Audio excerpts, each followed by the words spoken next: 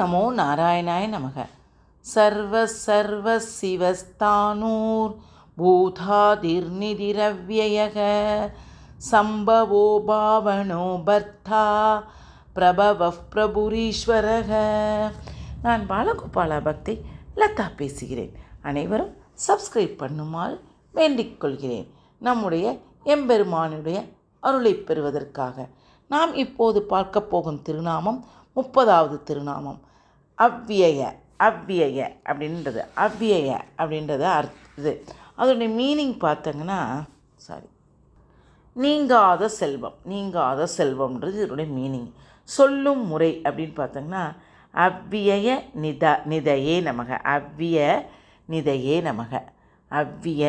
நிதையே நமக அப்படின்னு சொல்லணும். இப்போ இந்த திருநாமத்தினுடைய பெருமையும் பகவானுடைய புகழையும் நாம் பார்ப்போமா? வாருங்கள், அனைவரும் கடைசி வரை பாருங்கள். பார்த்துவிட்டு பெருமானுடைய அருளை பெறுங்கள். இப்போது நாம் கதைக்குள் போகலாம். இப்போ இந்த 4000 திவ்ய பிரபந்தம்ன்ற ஒரு கிரந்தம் நம்ம அனைவருக்கும் தெரியும். அந்த கிரந்தத்தை யார் மீட்டு கொடுத்தாருன்னு பார்த்தோங்கன்னா நாதமுனி.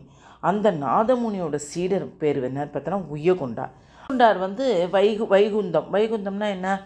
நம்ம தான் மரணம் சொல்கிறோம்ல, அந்த வைகுந்தத்துக்கு செல்லும் முன் அப்போ என்ன செஞ்சார்னா யமுனாச்சாரியாரை சந்தித்து அவரை அடுத்த ஆச்சாரியாராக நியமித்து திருவரங்கநாதனுக்கு நான் தொண்டு செய்ய வேண்டும் என்று கூறியிருந்தார். யார்? இந்த நாதமுனி சீடர் உய்யகுண்டாகிட்ட நீ எப்போது வைகுந்தம் செல்றதுக்கு முன்பு நீ யமுனாச்சாரியார்கிட்ட நீ திருவரங்கத்து ஸ்ரீரங்க பெருமாளுக்கு தொண்டு செய்யணும் அப்படின்னு நீ சொல்லணும் அப்படின்னு சொல்லிட்டு அவர் பெயர்றாரு. அப்போது யமுனாச்சாரியார் தம்முடைய வாதத்திறமையால், யார் யமுனாச்சாரியார் அவர் வேற ஒரு ஊர். அவர் வாதத்திறமையால் பேச்சு திறமையினால் அரசரிடமிருந்து பாதி ராஜ்யத்தை பரிசாக பெற்றாராம். பரிசாக பெற்று என்ன ஆனார்? அரசனானாராம். அரசனான உடனே அப்போது அவருடைய ஞானத்தை கண்டு வியந்திய அரசி, நீங்கள் எம்மை ஆள வந்தீரோ என்று அழைத்தமையால் ஆளவந்தார் என பெயர் பெற்றாராம். பார்த்துக்க, அது ஆளவந்தார்ன்ற பெயர் எப்படி வந்ததுன்னு இப்போ நமக்கு தெரிந்து விட்டது. அப்போது இந்த உய்யகுண்டார் என்ன செஞ்சார்னா தன்னுடைய ஆச்சாரியார் சொல்லிட்டார், நீ எப்படியாவது யமுனாச்சாரியார்கிட்ட நீ இதை சொல்லணும்னு சொன்னதுனால இவர் என்ன செஞ்சார்? ஆச்சாரியாரோட கட்டளை நிறைவேற்றுவதற்காக மணக்கால் நம்பி ஆளவந்தாரை காண வந்தார். அதான் இந்த யமுனாச்சாரியார் பேர் இப்போ ஆளவந்தார்னு ஆயிடுச்சு. ஏன்னா அந்த அரசி கொடுத்த பேர். அதனால் அவரால் அந்த அரண்மனையில் காவலனை தாண்டி அந்த ஆளவந்தாரை பார்க்க முடியலாம்.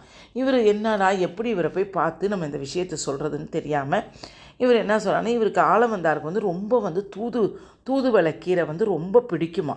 அதை பிடிச்சதுனால இவர் அந்த விஷயத்தை தெரிஞ்சுக்கிட்டு தினமும் தூதுவளை கீரையை கொண்டு அரண்மனை சமையல்காரரிடம் கொடுக்க ஆரம்பித்தான். இப்படியே தூதுவளை கண்டினியூவாக சமையலுக்கு கொண்டிருந்ததாம்.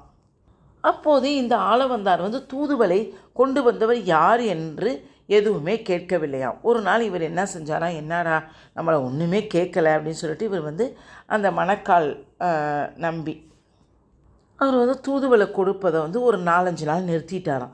ஆளவந்தார் 4 நாட்களாக ஏன் தூதுவளை கீரையே இல்லை என்று சமையல் பணியாட்களுன்னு கேட்டாராம். அதற்கு ஒரு வயதான அந்தனர் 6 மாதங்களாக கொடுத்து கொண்டிருந்தார். 4 நாட்களாக என்ன என்றே தெரியவில்லை, அவர் வரவே இல்லை அரசே அப்படின்னு சொன்ன உடனே, அப்படியா, எனக்காக ஒருவர் 6 மாதம் எனக்கு பிடித்த தூதுவளை கீரையை கொண்டு கொடுத்திருக்கிறார், அவரை நான் காண வேண்டும் என்று மறுபடியும் இங்கு வந்தால் எனக்கு கட்டாயம் நீங்கள் தெரிவிங்கள் என்று காவலாளியிடம் ஆளவந்தார் சொன்னாராம். சொன்ன உடனே எல்லாரும் சரின்னு சொல்லிட்டு மறுநாள் இவர் எப்படியும் நமக்கு எந்த செயலுமே நமக்கே தெரியும், கண்டினியூவாக செஞ்சுட்டு ஒரு நாள் நிறுத்திட்டோம்னா அதை எல்லாருமே யோசிப்போம். அதனால் இவர் என்ன செஞ்சார், மறுநாள் அந்த மணக்கால் நம்பி கீரையை கொண்டு கொடுத்த உடனே ஆளவந்தாரிடம் அவரை அழைத்து சென்றார்களாம். யார்? காவலாளிகள். ஆளவந்தார் அந்த மணக்கால் நம்பியை பார்க்குறாராம். பார்த்துட்டு உங்களுக்கு என்ன தொகை வேண்டும் அப்படின்னு கேட்குறான். என்ன பணம் வேணுமா, நிதி வேணுமா, என்ன வேணும்னு கேட்குறார். இன்னும் கேட்டவுடனே அதுக்கு மணக்கால் நம்பி சொல்கிறாராம், எனக்கு ஒரு நிதியும் வேண்டாம், உங்கள் பாட்டனார் தேடி தேடி வைத்த குறையாத நிதினா பணம் தொகை, குறையாத நிதி ஒன்று என்னிடம் இருக்கிறது. அதை உங்களிடம் அளிப்பதற்காகவே நான் அடிக்கடி இங்கு வர வேண்டியதாயிற்று. அரண்மனைக்கு சுதந்திரமாக வந்து செல்ல மட்டும் எனக்கு அனுமதித்தாருங்கள் என்று வேண்டிக் கொண்டாராம். அதாவது இந்த தொகையை நான் உடனே உங்களுக்கு கொடுக்க முடியாது, நான் அடிக்கடி இந்த அரண்மனைக்குள்ளே வந்தால் தான் உங்களுக்கு கொடுக்க முடியும் அப்படின்னு சொல்கிறாராம். உடனே ஆளவந்தாரும் அதை ஏற்கவே தினமும் மணக்கால் நம்பி அரண்மனைக்கு கீதையினுடைய உட்பொருளை அவருக்கு உபதேசம் டெய்லி ஒரு மணி நேரம் 1/2 மணி நேரம் செய்ய ஆரம்பித்தாராம். படிப்படியாக ஆளவந்தார் ஒரு அரச இதெல்லாம் ஆண்டார், ஒரு ராஜ்யத்தை ஆண்டதுனால இவர் எப்படியாவது இந்த வழிக்கு ஒரு கடவுளுடைய பக்திக்கு கொண்டு வர வேண்டும்னு இவர் நினச்சி டெய்லி சொல்ல ஆரம்பித்தாராம் உபதேசத்தை. உடனே அவர் தினமும் மணக்கால் நம்பி வரவே நாடத் தொடங்கியது. என்னடா ஒரு நாள் வரலனாலும் அவரோட உபதேசம் கேட்கணும் மொழியாக அவருக்கு இருந்துச்சான். அப்போ இந்த கீதையினுடைய உட்பொருளை அவர் திகைத்த ஆளவந்தார் அவனை அடைவதற்கு, கடவுளை அடைவதற்கு என்ன வழி என்று கேட்டாராம். கேட்டவுடனே அதுக்கு அவர் சொல்கிறாரு, சர்வ தர்மான் பிரதி யஜ்ஞ அப்படின்னு சொல்கிறாராம். என தொடங்கும் கீதையின் ஸ்லோகத்தை உபதேசித்தாராம். உபதேசித்து அவனை அடைவதற்கு அவனேதான் வழி என்று உபதேசித்தாராம். இதைதான் என் பாட்டனார் எனக்காக தேடி வைத்த நீதியா என்று கேட்டாராம் ஆளவந்தார். இல்லை என சொல்ல மணக்கால் நம்பி ஆளவந்தாரை திருவரங்கத்துக்கு அழைத்து சென்று திருவரங்கநாதனை காட்டினாராம்.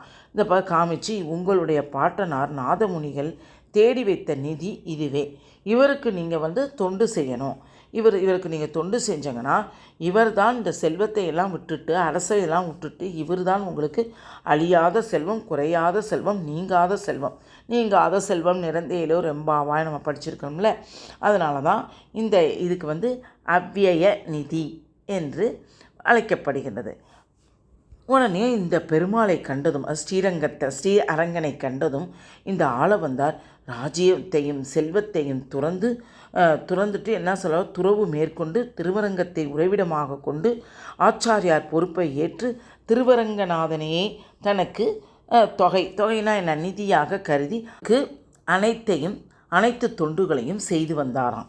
அதனால்தான் இன்று வரை திருவரங்கத்தில் ஆளவந்தாரின் திருநட்சத்திரமான ஆடி உத்திராடம் அன்று ஆளவந்தாருக்கு தூதுவளை கீரையை பாருங்கள், இதெல்லாம் நமக்கு தெரிஞ்சிருக்குதா பாருங்கள், தூதுவளை கீரையை சமர்ப்பிக்கும் வழக்கம் இன்று வரை இருக்கிறதாமாம். அதனால் இவ்வாறு அடியார்களுக்கு குறையாத செல்வமாக எம்பெருமான் விளங்குவதால் தான் அவ்விய நிதி என்று அழைக்கப்படுகிறார். அதுவே விஷ்ணு சகஸ்ரநாமத்தில் 30வது திருநாமமாக விளங்கப்படுகிறது.